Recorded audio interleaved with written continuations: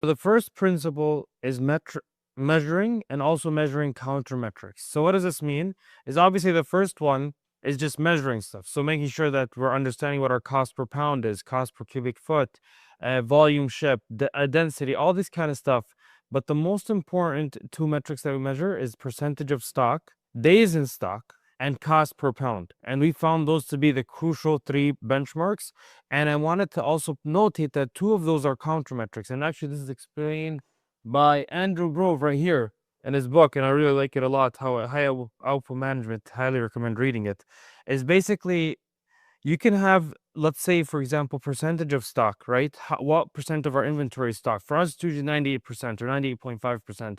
It hovers around that range. But if we don't have also days of inventory, what our staff could do, what we incentivize to do, is just stock up 2 years of each ASIN and make sure that we always have it so we can always have a high in stock rate.